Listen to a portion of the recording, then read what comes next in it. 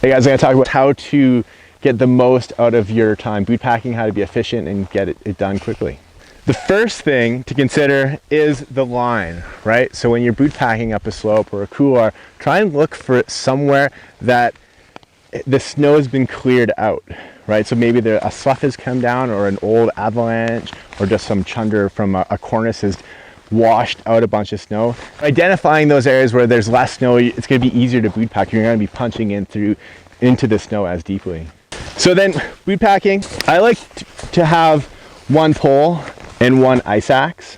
That way I have my one pole as sort of balance, and then I have my ice axe as my support. So when I'm climbing here, poles for support, ice axe is my safety in case I slip. I have it there to hold me. Also too, by using my ice axe instead of a ski pole here, it's actually encouraging my body to be a bit more forward. So if I do slip, my body weight is going to go forward and I'm going to go into the slope, instead if I'm too far upright and I slip and the weight pulls me backwards, right? You can imagine if I fall backwards, it's going to be a lot worse than if I fell forward. So in terms of actual boot packing, there's basically 4 types of walking. One, just kicking straight in, like you're walking up a flight of stairs. The next is when the snow is really deep and you're just wallowing. You're just going right up to your waist. There's a technique we like to call the shinshu. So the shinshu is basically you are using your feet to break into the snow and then you lay your shin over the snow, so it acts as a little bit of a snowshoe, right? So it disperses your weight so you don't punch into the snow as deep.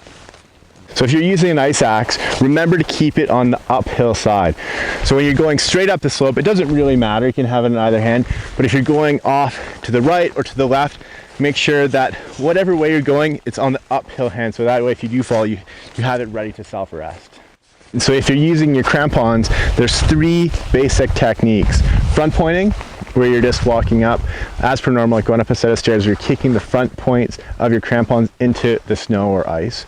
The next is the French technique, where you're having your uphill foot front pointing, and then your downhill foot flat foot technique. And then third, on lower angle terrain, is flat footing. So you're going one direction, then the other direction, and just keeping your feet flat, making sure you don't cross your feet over. So those 3 techniques all are specific to slope angle.